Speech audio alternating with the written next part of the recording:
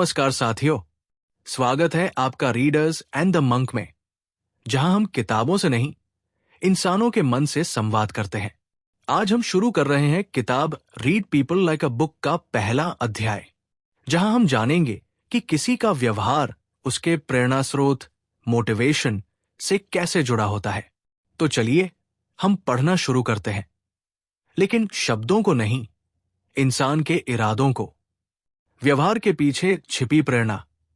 लेखक पैट्री किंग कहते हैं, अगर आप किसी की मोटिवेशन समझ लेते हैं तो आप उसके हर व्यवहार को डीकोड कर सकते हैं।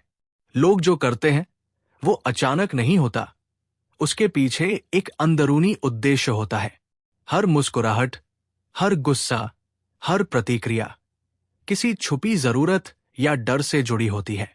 चाहे वो एक्सेप्टेंस हो, कंट्रोल, वैलिडेशन या फिर सुरक्षा। हम सभी अपनी अधूरी जरूरतों को पूरा करने के लिए एक्ट करते हैं। शैडो सेल्फ और इनर चाइल्ड की भूमिका। साइकोलॉजिस्ट कार्ल जंग के अनुसार हर इंसान के भीतर एक शैडो सेल्फ छिपा होता है। वो हिस्सा जिसे हम दुनिया को नहीं दिखाना चाहते। डर, हीन भावना, गुस्सा या शर्म। इसी तरह हमारे भीतर एक इनर चाइल्ड भी होता है, जो भावनात्मक अनुभवों से बना है। जब हम व्यवहार को समझते हैं तो हमें व्यक्ति के इन दो पहलुओं पर भी ध्यान देना चाहिए। कई बार व्यवहार अजीब लगता है, लेकिन उसकी जड़ें बचपन की भावनाओं में होती है। पेन और प्लेजर का रूल। बिहेवियरल साइकोलॉजी का सबसे बड़ा सिद्धांत है, इंसान हर काम करता है या तो प्लेजर पाने के लिए या पेन से बचने के लिए। कई बार हम ऐसा कुछ करते हैं जिससे हमें खुशी नहीं मिलती, लेकिन वो दुख से बचा लेता है। उदाहरण के लिए, कोई टॉक्सिक रिलेशनशिप में रहना। क्यों? क्योंकि अकेलेपन का दर्द उससे भी ज्यादा भारी लगता है। किंग बताते हैं, जो इंसान जितना ज्यादा पेन से भाग रहा है, उसका बिहेवियर उतना ही अनियंत्रित हो सकता है। क्या आपने कभी सोचा है, मैंने ऐसा क्यों किया? या किसी और का अजीब व्यवहार देखकर कहा हो, ये क्यों ऐसा है? तो दोस्तों, शायद आपने मोटिवेशन नहीं देखी, सिर्फ एक्शन देखा। अगर ये अध्याय आपकी सोच में कोई हलचल ला रहा है, तो वीडियो को लाइक करें और रीडर्स एंड द मंक को सब्सक्राइब करना न भूलें। मैस्लोज हायरार्की और इंसान की जरूरतें। साइकोलॉजिस्ट मैस्लो का पिरामिड हमें बताता है कि इंसान की जरूरतें परतों में होती हैं। शारीरिक जरूरतें, सुरक्षा, प्यार, सम्मान और आत्मपूर्ति। किसी का बिहेवियर तभी समझ में आता है जब हम ये जान ले कि वो किस स्तर पर अटका हुआ है। कोई जरूरत से ज्यादा दिखावा करता है तो शायद उसे प्यार नहीं मिला। कोई ज्यादा लड़ता है तो शायद उसे कभी कंट्रोल नहीं मिला। इस अध्याय की सबसे गहरी सीख यही है, बिहेवियर एक सरफेस रियलिटी है, जबकि मोटिवेशन उसका हिडन ट्रूथ है। किसी इंसान को समझने के लिए उसके शब्द नहीं, उसकी जरूरतों और डर को पढ़ना जरूरी है। जब आप ये समझ जाते हैं कि वो क्यों कर रहा है, तो आपको पता चल जाता है कि वो क्या करेगा। प्रेरणा को पढ़ना मतलब भविष्य पढ़ना, और यहीं से शुरू होती है असली समझदारी। अब हम किताब read people like a book के दूसरे अध्याय में उतरेंगे। एक ऐसा अध्याय जो हमें बताता है कि चेहरे की झलकियों और शरीर की भाषा में कैसे छिपा होता है इंसान का सच्चा मन। अगर आप किसी की आंखों से उसका झूठ पहचानना चाहते हैं या किसी की बॉडी लैंग्वेज से उसके डर को पकड़ना चाहते हैं, तो ये अध्याय आपके लिए है। चेहरे की कहानी, माइक्रो और मैक्रो एक्सप्रेशंस। आपके सामने कोई मुस्कुरा रहा है, पर क्या वो मुस्कान असली है या नकली? लेखक पैट्री किंग बताते हैं कि इंसान के चेहरे पर दो तरह की भावनाएं दिखती हैं, माइक्रो एक्सप्रेशन और मैक्रो एक्सप्रेशन। मैक्रो एक्सप्रेशन धीमी और बड़ी होती है, अक्सर दिखावटी, जैसे सेल्फी में स्माइल करना। पर माइक्रो एक्सप्रेशन, वो 1 सेकंड से भी कम समय में आते हैं, ना चाहते हुए भी बाहर निकल जाते हैं, और वही असली सच बताते हैं। एकमैन नामक मनोवैज्ञानिक ने पाया कि ये माइक्रो मूवमेंट्स हमारी छुपी भावनाओं की दरारें हैं। गुस्सा, दुख, खुशी, झूठ, सब कुछ सिर्फ एक छोटी सी भौं की हरकत में दिख सकता है। बॉडी लैंग्वेज, शरीर जो बोले बिना बोलता है। अब बात करते हैं शरीर की, क्योंकि शरीर कभी झूठ नहीं बोलता। एक शांत शरीर खुले में बैठता है, जगह घेरता है, सहज रहता है। वहीं एक डरा हुआ या चिंतित शरीर सिकुड़ता है, हाथ बांधता है, पैरों को लपेटता है।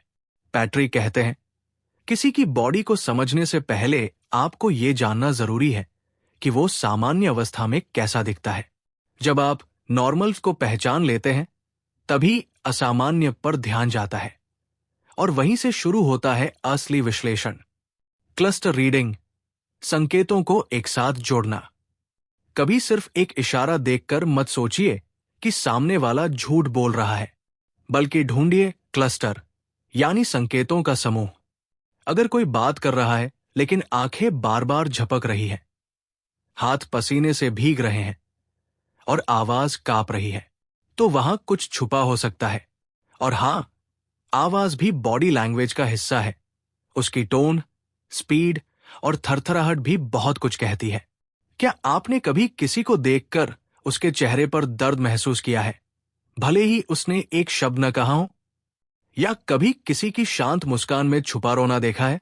अगर हां, तो आप इस किताब से जुड़ चुके हैं। अगर आपको ये कहानी पसंद आ रही हो, तो इस वीडियो को लाइक कीजिए और रीडर्स एंड द मंक को सब्सक्राइब करना मत भूलिए, क्योंकि यहां सिर्फ किताबें नहीं, दिल भी पढ़े जाते हैं। चेहरा और भाव, चेहरे की हर मांसपेशी कुछ कहती है। एक मैन बताते हैं कि हमारी मांसपेशियां हमारे भावों की गुलाम होती है। जैसे गुस्से में आंखें सिकुड़ती हैं, होंठ दब जाते हैं, या दुख में होंठ नीचे गिरते हैं, आंखों की कोरे झुक जाती है। चाहे कोई कितना भी झूठ बोले, शरीर उसकी सच्चाई बयां कर देता है। एक सच्चा इंसान खुलकर बोलेगा, खुले हाथ रखेगा, आंख मिलाकर बात करेगा। लेकिन एक झूठा इंसान अपनी बॉडी से आपको कुछ और बताएगा। डर, झिझक और तनाव, क्लस्टर्स की ताकत और धोखा पकड़ने की कला। धोखे की बॉडी लैंग्वेज एक ही चीज में छिपी होती है, तनाव। जब कोई दो बातें एक साथ सोच रहा हो, जो कह रहा है और जो महसूस कर रहा है, तब उसका शरीर दो हिस्सों में बंट जाता है। पैट्रिक हमें सिखाते हैं, देखिए उन इशारों को जो मेल नहीं खाते। अगर कोई कहे मुझे अच्छा लगा, लेकिन उसका चेहरा तना हुआ है, तो आप समझ सकते हैं कि बात कुछ और है। इसी तरह अगर कोई क्लोज बॉडी लैंग्वेज में है, जैसे हाथ बांधे हुए, नजरें चुराता हुआ, तो शायद वो कुछ छुपा रहा है। तो दोस्तों, इस अध्याय की सबसे बड़ी सीख ये है, इंसान की बॉडी उसका असली सच बोलती है। हर भौं की हरकत, हर हाथ का हिलना, हर सांस की थरथराहट एक कहानी कहती है।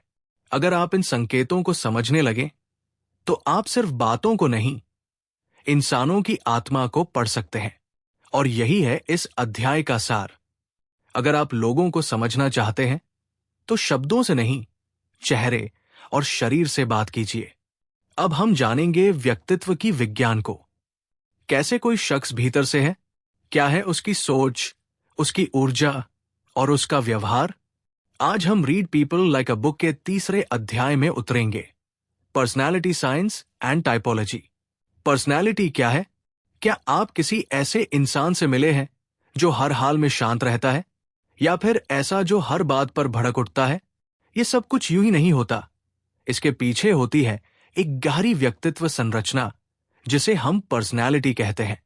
पैट्रिक किंग बताते हैं कि पर्सनैलिटी यानी व्यक्तित्व हमारे व्यवहार का स्थायी पैटर्न होता है। अगर हम किसी के व्यक्तित्व को समझ लें, तो हम उनके आने वाले फैसलों का अनुमान भी लगा सकते हैं। हम समझ सकते हैं कि कोई गुस्से में क्यों आता है, कोई जल्दी भरोसा क्यों नहीं करता, कोई बार बार क्यों टूटता है। यानी पर्सनैलिटी पढ़ना मतलब है इंसान की आत्मा की खिड़की खोल देना। The big 5 personality traits, ocean. अब बात करते हैं सबसे प्रसिद्ध मॉडल की, जिसे कहा जाता है द बिग 5। इसे याद रखना आसान है, बस ओशन शब्द याद रखिए।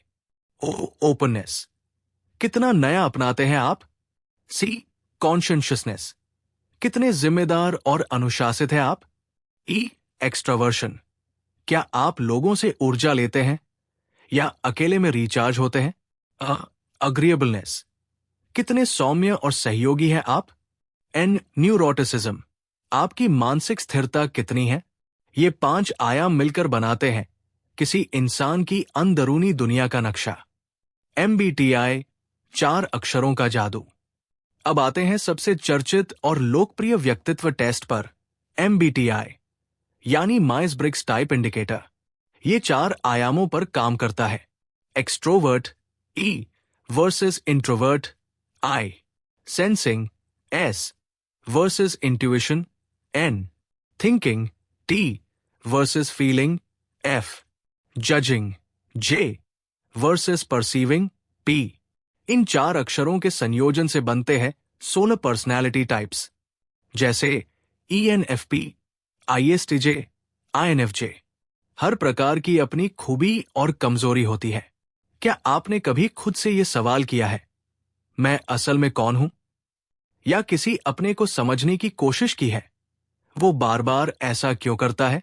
अगर ये बातें आपके दिल को छू रही हैं, तो रीडर्स एंड द मंक को सब्सक्राइब जरूर कीजिए और इस वीडियो को लाइक कीजिए ताकि हम और गहराई तक उतरें।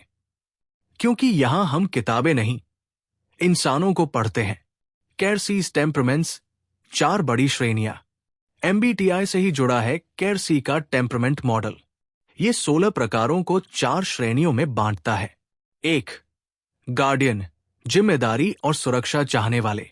2, आर्टिसन, आजादी और रचनात्मकता से जीने वाले। 3, आइडलिस्ट, जो दूसरों की मदद करके आत्मा को तृप्त करते हैं। 4, रैशनल, विश्लेषण, लॉजिक और प्रणाली में विश्वास रखने वाले। इन टेम्परमेंट से हम ये समझ सकते हैं कि कोई इंसान जीवन से क्या चाहता है।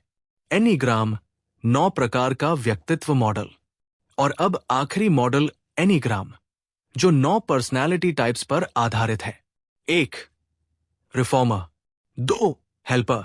3, achiever. 4, individualist. 5, investigator. 6, loyalist. 7, enthusiast. 8, challenger. 9, peacemaker. हर प्रकार के साथ जुड़ा होता है एक संघर्ष, एक प्रेरणा और एक डर। ये मॉडल हमें भावनात्मक गहराई तक पहुंचने में मदद करता है। तो दोस्तों, इस अध्याय से हमें ये समझ आया कि कोई भी इंसान सिर्फ उसके शब्दों से नहीं, बल्कि उसके स्वभाव से पहचाना जाता है।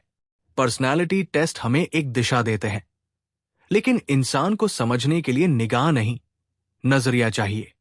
हर MBTI, हर एनीग्राम, हर ट्रेट केवल एक तरीका है देखने का, समझने का, जुड़ने का।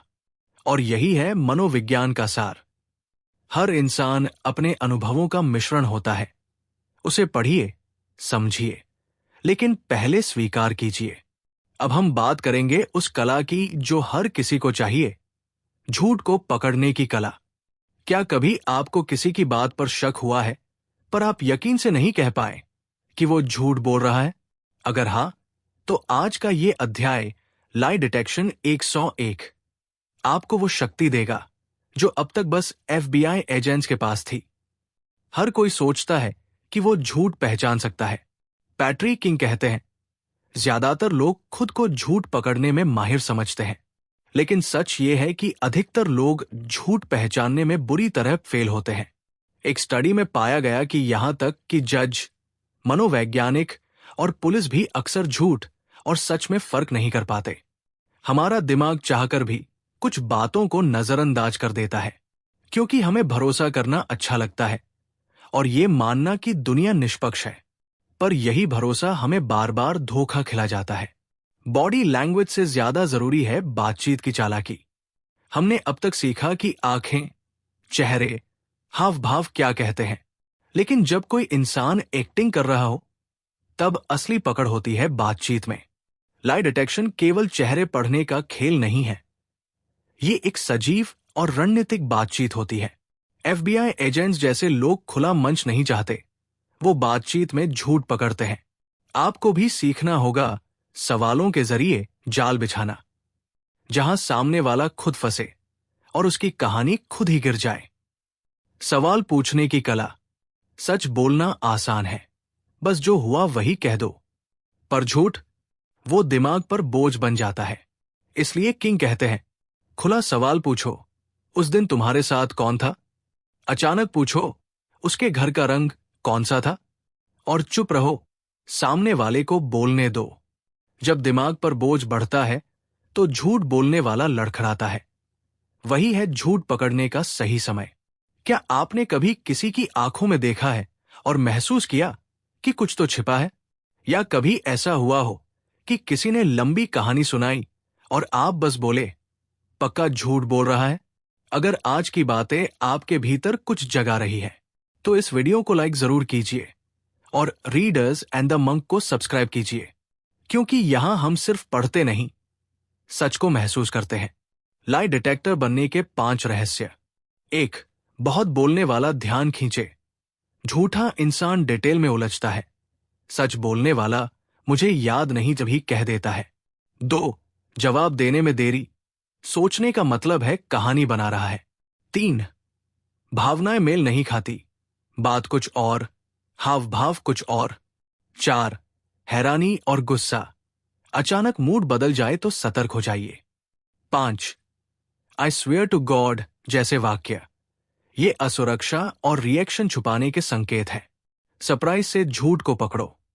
कल्पना कीजिए, ऑफिस में आपकी टिफिन गायब हो गई। आप पूछते हैं, माइक, क्या तुमने मेरा खाना खाया?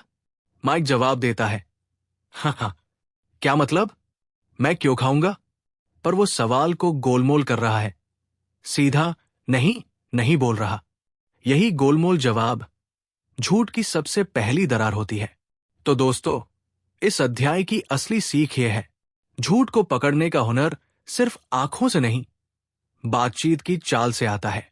जब आप बातचीत में चुप रहते हैं, सवाल से दबाव बनाते हैं और ध्यान से सुनते हैं, तो झूठ अपने आप गिर जाता है, बिना शोर किए। अब हम किताब read people like a book के 5वें अध्याय में उतरेंगे।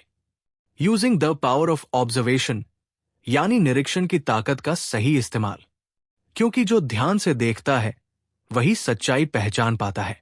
शुरुआत, जो देखता है वही समझता है।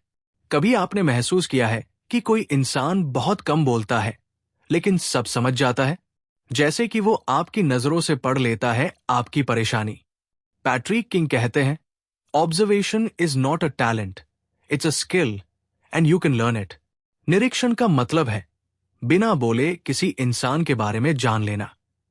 और ये हुनर शर्लॉक होल्म्स से लेकर एक माँ तक के पास होता है। फर्क सिर्फ अभ्यास का होता है।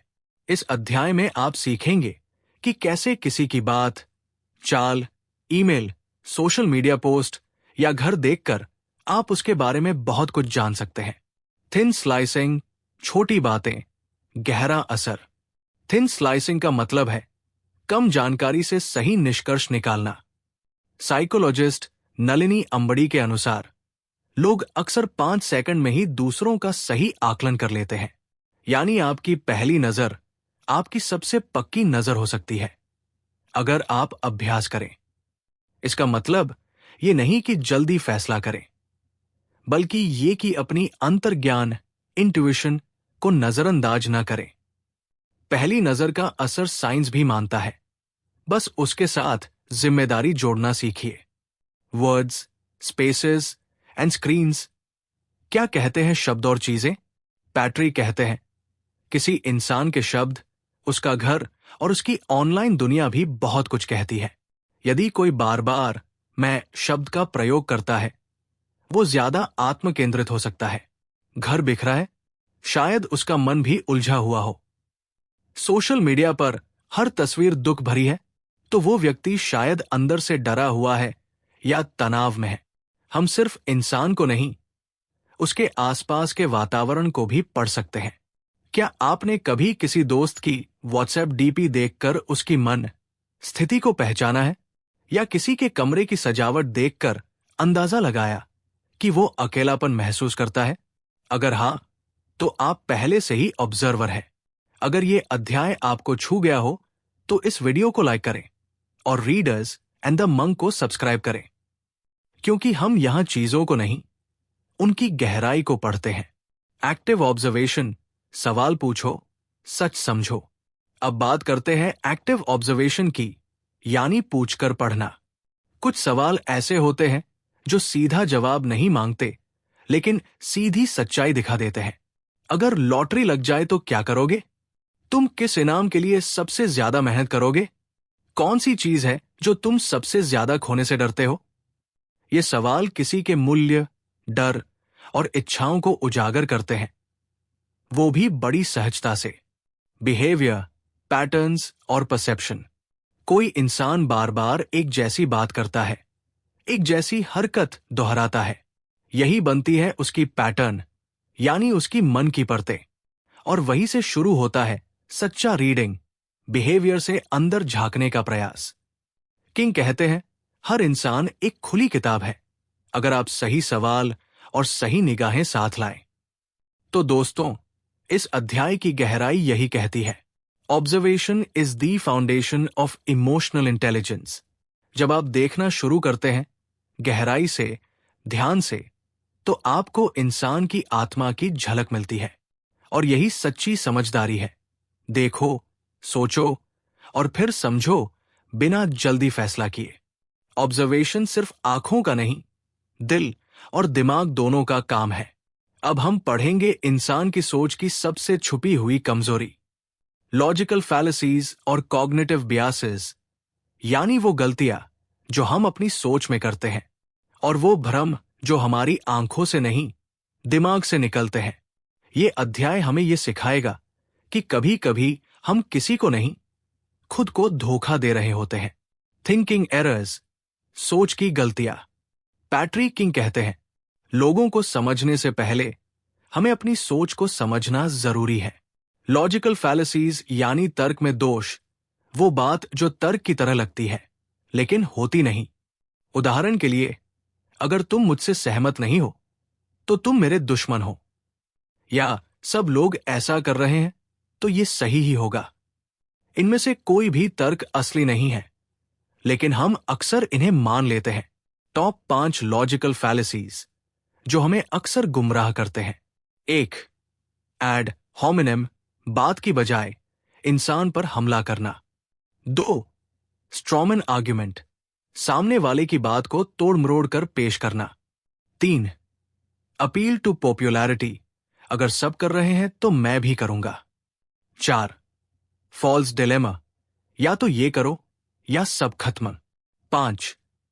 सर्कुलर रीजनिंग, जहां निष्कर्ष और तर्क एक ही होते हैं, जैसे मैं सही हूं क्योंकि मैं गलत नहीं हूं। COGNITIV बियासिस, जब दिमाग ही पक्षपाती हो जाता है। बायस यानी दिमाग का झुकाव, जो हमारी सोच को एक तरफ कर देता है। किंग बताते हैं कि हमारी सभी धारणाएं हमारी बीती हुई घटनाओं, भावनाओं और यादों से प्रभावित होती है। कुछ आम बियासेस है। कंफर्मेशन बायस, हम वही जानकारी ढूंढते हैं जो हमारी मान्यता को सही साबित करे। अवेलेबिलिटी ह्यूरिस्टिक, जो हाल में देखा वही सही लगता है। एंकरिंग बायस, पहली जानकारी पर अटक जाना, भले ही वो गलत हो।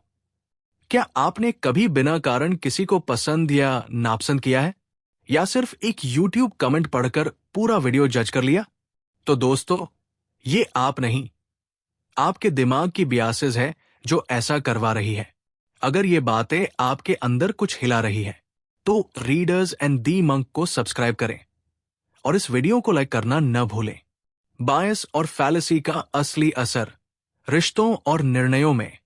जब हम बायस के साथ सोचते हैं, हम सही इंसान को गलत समझ लेते हैं और गलत को सच्चा मान लेते हैं। रिश्तों में हम वो देखते हैं जो हम देखना चाहते हैं, न कि जो सच है। उदाहरण के लिए, अगर हमें लगता है कि कोई इंसान हमेशा झूठ बोलता है, तो अगर वो एक दिन सच भी बोले, हम उस पर विश्वास नहीं करते। ये बायस हमारे संबंधों, निर्णयों और यहां तक कि करियर को भी प्रभावित कर सकता है। इंटरव्यू में सोच का फेल होना। कल्पना कीजिए, आप एक इंटरव्यू ले रहे हैं, सामने वाला कैंडिडेट थोड़े नर्वस है, हाथ कांप रहे हैं। आप सोचते हैं, शायद ये कमजोर है कॉन्फिडेंस नहीं है। लेकिन सच्चाई ये हो सकती है कि वो सिर्फ इस अवसर को लेकर बहुत ज्यादा उत्साहित है। आपका निष्कर्ष उसका व्यवहार नहीं, आपकी बायस पर आधारित था। तो दोस्तों, इस अध्याय की असली सीख है, दूसरों को समझने से पहले खुद के दिमाग को साफ करना जरूरी है। बायस और फैलेसीज हमारे निर्णयों में सबसे बड़ी दीवारें बनते हैं, और जब हम इन्हें पहचान लेते हैं तभी हम वास्तव में निष्पक्ष और सटीक सोच विकसित कर पाते हैं। पहले खुद को पढ़िए, फिर दूसरों को समझिए। यही है असली मनोविज्ञान। क्या आप तैयार हैं अगले अध्याय के लिए, जहां हम सीखेंगे how to connect and influence through deep listening, यानी गहराई से सुनकर कैसे रिश्तों को समझा और बदला जा सकता है। अब का अध्याय है उस कला पर जो न केवल लोगों को बदलती है बल्कि उनके दिलों को छू जाती है। डीप लिसनिंग यानी गहराई से सुनना। सुनना और समझना फर्क बहुत बड़ा है। पंक्ति 6-15। पैट्रिक किंग कहते हैं, लोगों को समझने के लिए सबसे पहले उन्हें सुना जाना चाहिए। सुनना सिर्फ कानों से नहीं होता, ये आंखों, दिल और मन से होता है। ज्यादातर लोग किसी से बात करते समय जवाब सोचते हैं, ना कि उसकी बात सुनते हैं। लेकिन जब आप सच में सुनते हैं तो सामने वाला महसूस करता है कि वो देखा और समझा गया है, और वहीं से बनता है असली जुड़ाव। Active listening versus deep listening. Active listening का मतलब है सामने वाले की बात पूरी होने तक ध्यान देना, लेकिन डीप लिसनिंग का मतलब है उसके शब्दों के पीछे की भावना को भी सुनना। किंग कहते हैं, जब कोई कहता है मैं ठीक हूं, तो डीप लिसनर पूछता है, सच में? क्योंकि वो आवाज की थकावट, चुप्पी की खामोशी और आंखों की बेचैनी को भी पढ़ता है। Psychology behind deep listening. जब हम किसी को गहराई से सुनते हैं तो उनके दिमाग में ऑक्सीटोसिन रिलीज होता है। ये बॉन्डिंग हार्मोन कहलाता है, जो विश्वास बनाता है। ऐसे समय में सामने वाला खुद को कम जज किया हुआ और ज्यादा सुरक्षित महसूस करता है। यही कारण है कि किसी को सिर्फ सुन लेना ही थेरेपी से कम नहीं होता। डीप लिसनिंग ही एक ऐसा हथियार है जो बिना बोले रिश्ते बदल सकता है। क्या कभी आपको महसूस हुआ कि आप अपनी पूरी कहानी किसी अनजान को बता देते हैं सिर्फ इसलिए कि वो शांति से सुन रहा था? तो आप जानते हैं डीप लिसनिंग क्या होती है। अगर ये बात आपके दिल को छू रही है तो इस वीडियो को लाइक कीजिए और रीडर्स एंड द मंक को सब्सक्राइब कीजिए, क्योंकि यहां हम सुनते भी हैं और समझते भी। Techniques of deep listening. 1. Pause before responding. तुरंत जवाब मत दीजिए, रुकिए, समझिए। 2. बॉडी को खोलिए, आंखों से संपर्क बनाए रखें, चेहरा सहज रखें। 3. Rephrase reflect. आपका मतलब है कि आप खुद को अकेला महसूस करते हैं। 4. Avoid judgement. सही या गलत बताने के बजाय बस स्वीकार करें। 5. Be curious, not corrective. ये क्यों लगा? पूछें, ये गलत है, मत कहिए। Story based listening. कहानियों में छुपे सच। किंग बताते हैं कि कहानियां हमारी आत्मा का आईना होती है।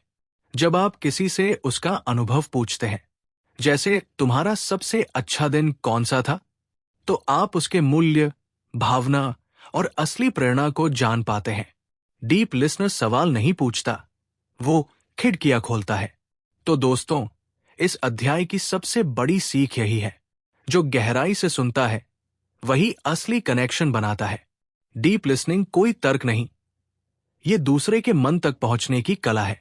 आपको जवाब नहीं देना होता, सिर्फ थामे रहना होता है उस इंसान की कहानी को, क्योंकि यही जुड़ाव दुनिया को समझने की पहली सीढ़ी है। अब हम बातों से ज्यादा बातों के पीछे की खामोशियों को समझते हैं। आज हम जानेंगे वो कला जिसे बहुत कम लोग सीख पाते हैं।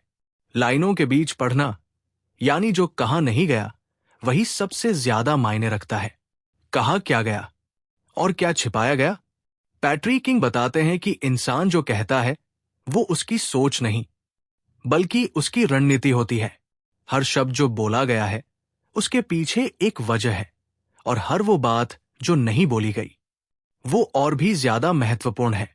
कभी किसी दोस्त ने कहा सब ठीक है, लेकिन उसके चेहरे ने कुछ और कहा।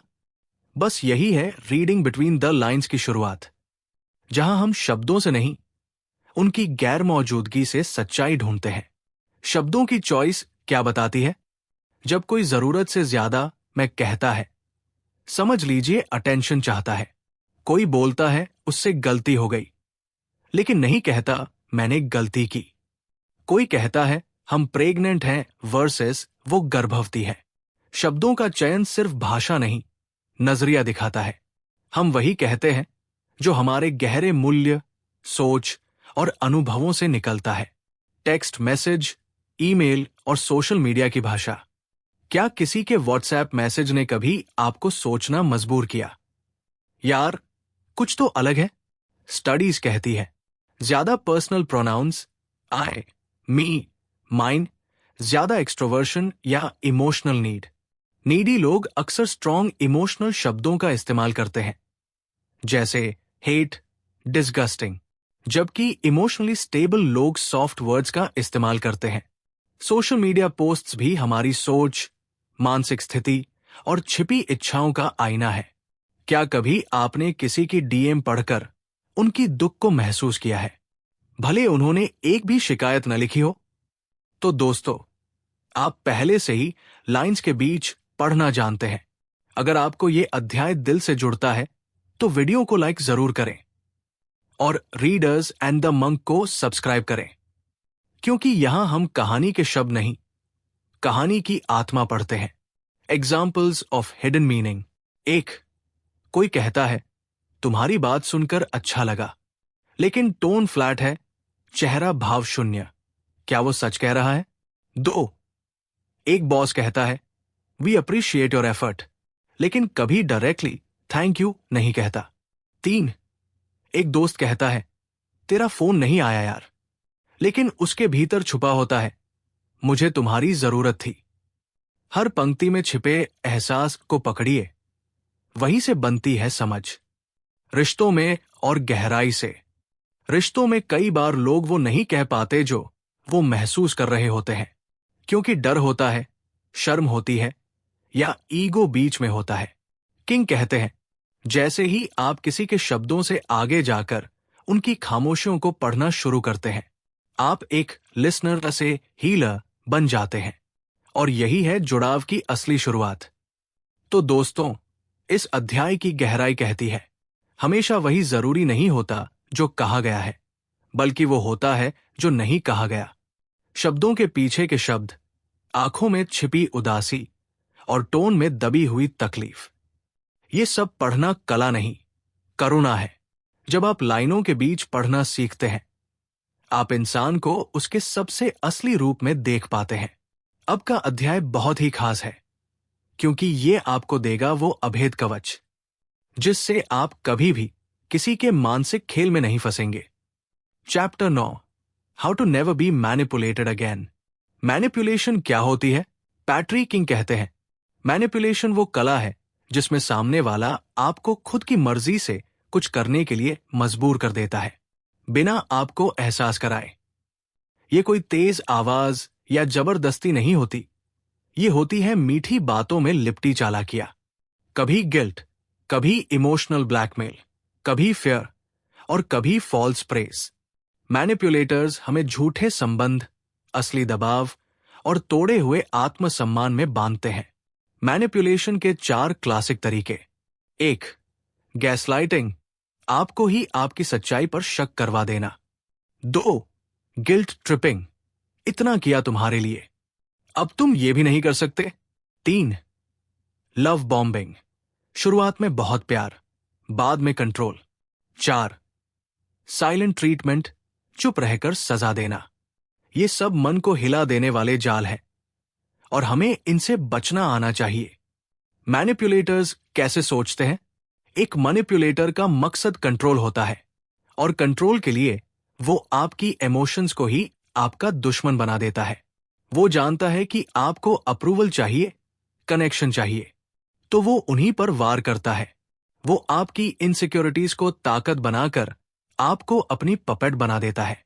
क्या कभी किसी ने आपको इतना गिल्ट में डुबा दिया कि आपने अपनी खुशी छोड़ दी बस उसे खुश करने के लिए?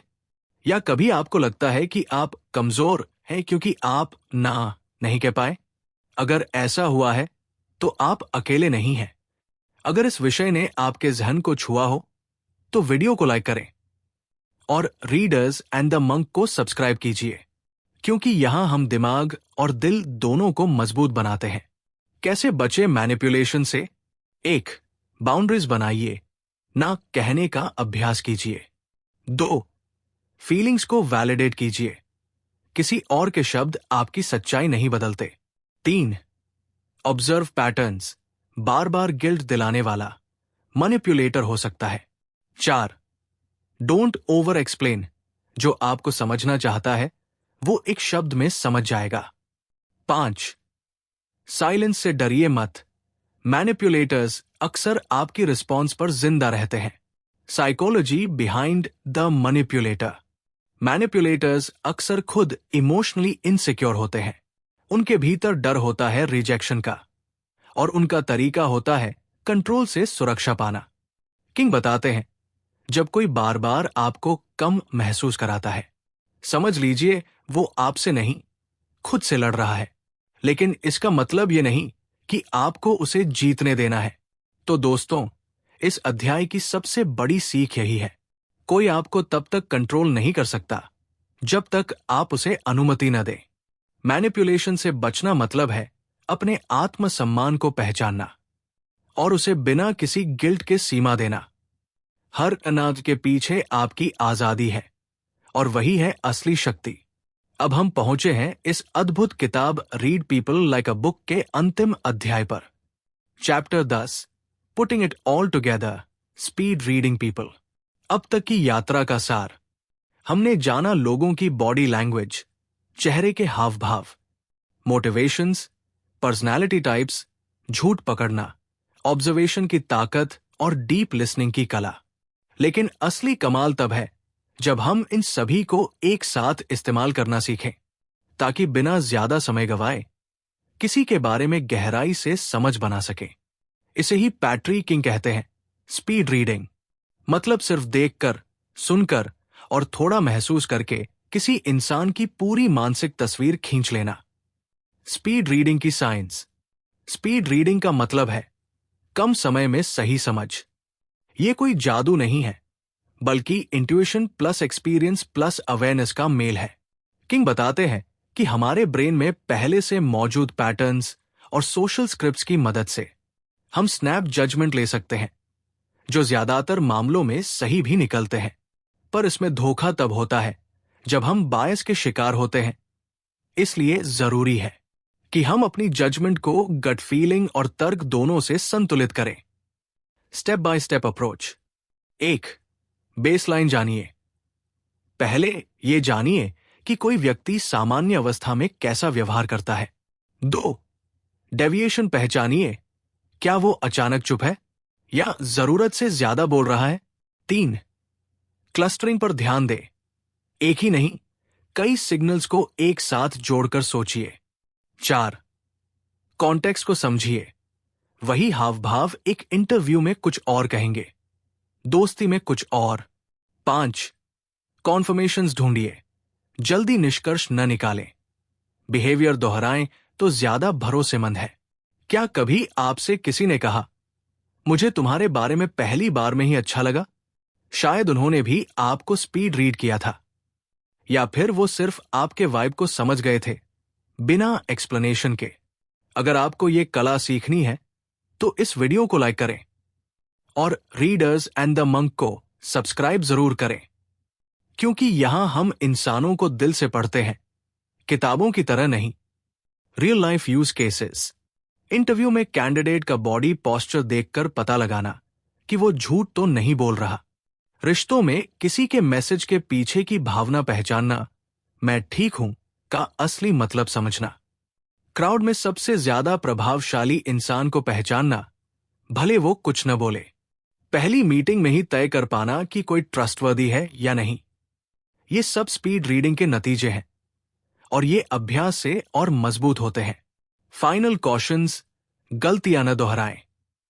पैट्रिक चेतावनी देते हैं कि सिर्फ एक सिग्नल से जजमेंट मत बनाइए।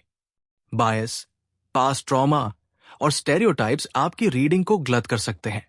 हर इंसान अलग होता है। कभी कभी वो बस थका हुआ होता है, धोखेबाज नहीं। स्पीड रीडिंग का मतलब है जल्दी समझना, पर हमेशा गहराई और सहानुभूति के साथ। तो साथियों, इस आखिरी अध्याय की सीख बस इतनी है। इंसानों को पढ़ना एक कला है और स्पीड रीडिंग उसका संयमित रूप। आप जितना ज्यादा अभ्यास करेंगे, जितनी गहराई से समझेंगे, उतने सटीक बनेंगे। ये सफर यही खत्म नहीं होता, अब ये आपके भीतर शुरू होता है। अगर आपको ये पूरी ऑडियो बुक पसंद आई हो तो कमेंट में हमें जरूर बताइए कौन सा अध्याय आपके दिल से सबसे ज्यादा जुड़ा। और अगर आप चाहते हैं कि हम अगली किताब किस पर लेकर आएं, तो उसका नाम भी साझा कीजिए। धन्यवाद और जय हो रीडर्स एंड द मंक परिवार की समझ और संवेदना की यात्रा को।